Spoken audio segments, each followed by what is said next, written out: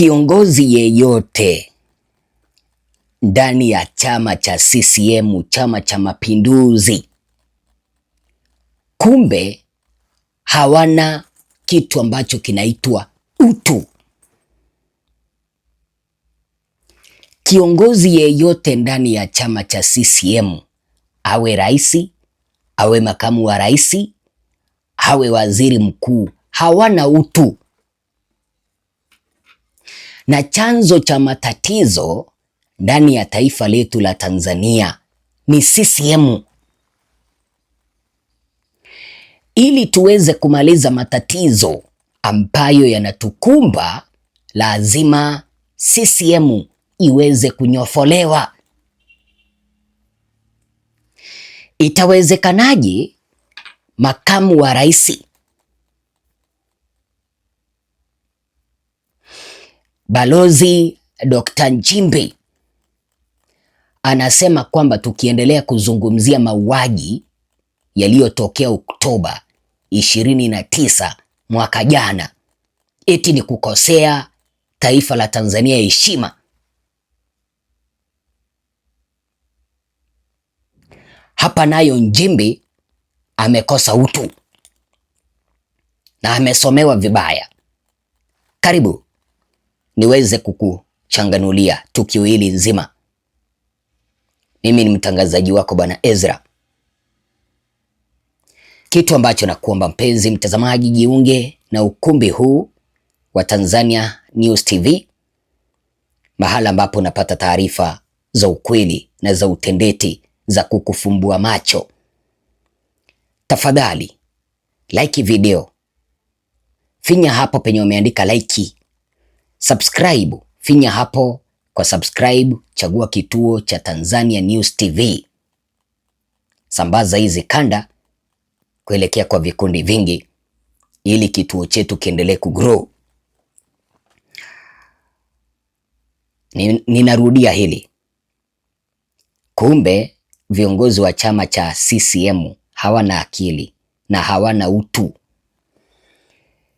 Rais wa chama cha mawakili wa Tanganyika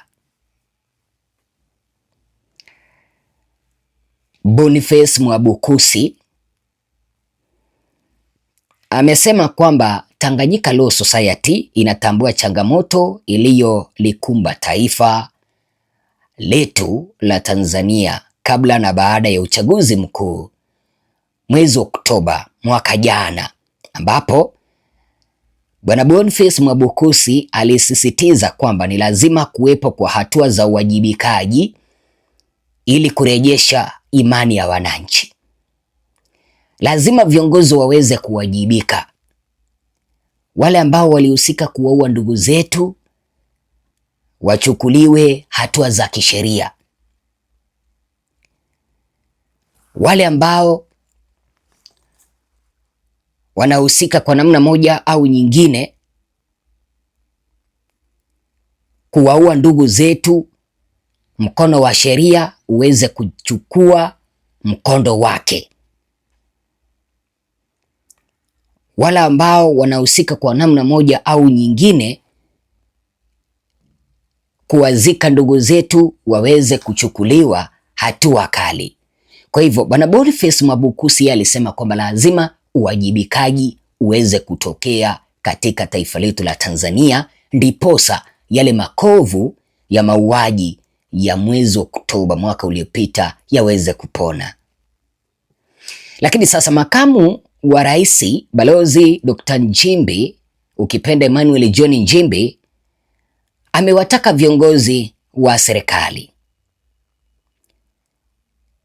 mashirika ya kijamii pamoja na vyama vya kisiasa nchini mwetu Tanzania kuacha kuzungumzia vurugu zilizotokea Oktoba tarehe 29 mwaka jana wakati wa uchaguzi mkuu, kwa kuwa kufanya hivyo ni kuendelea kutonesha mioyo ya Watanzania. Acha nikuulize mpenzi mtazamaji, kuna mzazi mwenye anapenda mtoto wake aweze kuuawa? Kuna mtu kweli angependa aweze kupoteza rafiki? Je, Dr. Nchimbi angependa kweli mtoto wake aweze kuuawa alafu haki isipatikane? Iwapo yeye angepatwa na maafa, angelazimisha uchunguzi uweze kufanyika, jinsi ambavyo Watanzania na wao wanataka haki na uchunguzi vyote viweze kufanyika, na ndio maana wanazidi kuzungumzia yale ambayo yaliweza kutendeka Oktoba 29. Hauwezi ukatuambia kwamba tuweze kuridhiana bila ya kuweza kuwawajibisha wale ambao waliweza kusababisha maafa.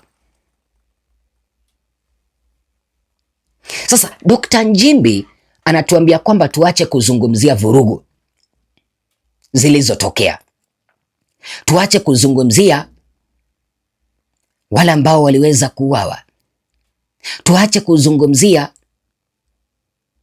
wale ambao waliweza kuzikwa. Ndio nini? Ndio serikali ipate amani ya kufanya kazi au nini?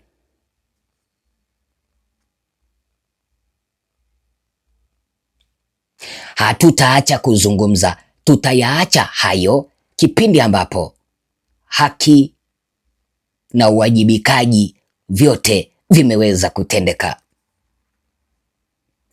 Balozi Nchimbi amesema hayo ama alisema hayo Dodoma wakati alipomwakilisha Samia kwenye kilele cha maadhimisho ya siku ya sheria kilichofanyika makao makuu ya mahakama Tanzania.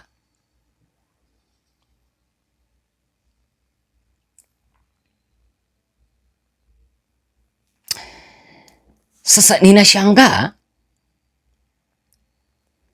Nchimbi anasema kwamba tunyamaze. Rais wa Chama cha Wanasheria ametuasa viongozi kwamba sio vizuri kuendelea kuzungumzia yaliyojiri tarehe 29 kwa sababu tarehe 29 Oktoba, kwa sababu yanatuonesha vidonda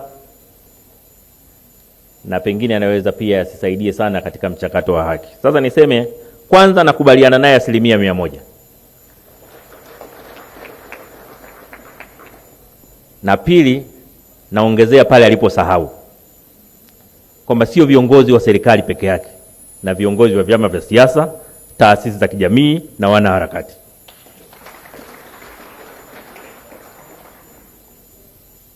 Rais ameunda commission ya kufanya inquiry, inaendelea kufanya kazi, kuendelea kuzungumzia kwa viongozi wa serikali, wa taasisi za kijamii, vyama vya siasa, wanaharakati, kuendelea kuongelea nje ya mfumo wa kisheria uliowekwa kwa jambo hili ni kutolitendea haki taifa letu. Kwa hiyo ni muhimu sana kila mtu anayeipenda Tanzania akubaliane na rais wa Chama cha Wanasheria kwamba tusitoneshane, tutoe nafasi kwa vyombo vya kisheria kutimiza wajibu wake. Hilo la kwanza. Lakini la pili, nina imani kwamba umeweza kumsikiliza anavyozungumza. Nchimbi hajafiwa, ndio maana anaongea upumbavu.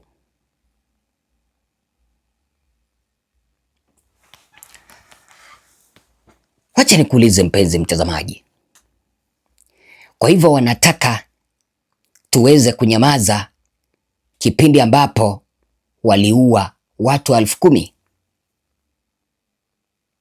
Yaani waue watu kama kuku, wawazike, alafu tunyamaze?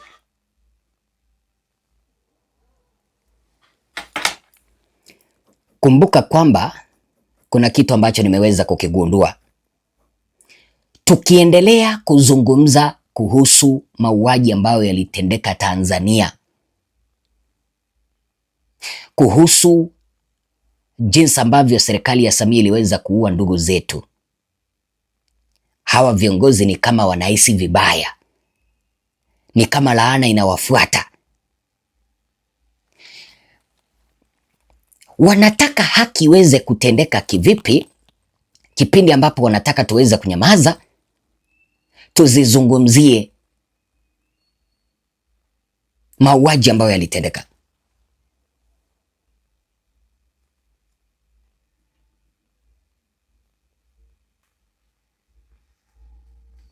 Ni vigumu sana kuacha kuongelea waliouawa.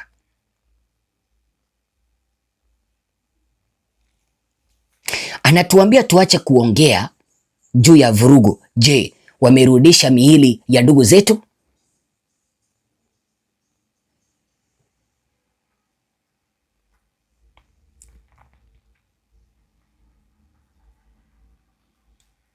Nimeshangaa kwamba mpaka Nchimbi hana akili na hana utu.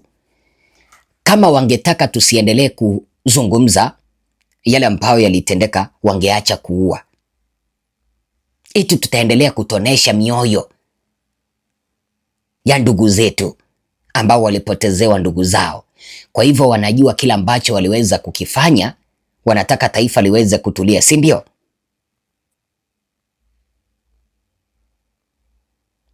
Kwa kweli mauaji ambayo waliweza kuyafanya, hatuwezi tukanyamaza. Eti kwamba Samia ameweza kuunda jopo ambalo litaenda kuchunguza kila ambacho kiliweza kutendeka. Jopo gani lile, mpenzi mtazamaji, ambalo linaelekezwa cha kufanya, ambalo linaelekezwa liende kuwachunguza viongozi wa upinzani na wala sio viongozi wa serikali? Watanzania, tuamke. CCM haiwezi ikatujengea taifa, itazidi kutuua na itazidi kuharibu taifa letu. Taifa letu tuweze kulijenga linategemea nguvu zangu na wewe. Tukatae ukiritimba kama huu, mahala ambapo viongozi wanaua alafu wanatuambia tusizungumze. Huu ni upumbavu wa hali ya juu. Tukatae huu ujinga, tukatae kabisa. Mimi nilikuwa nafikiri kwamba Nchimbi yuko na akili, kumbe anaitwa balozi bure kabisa.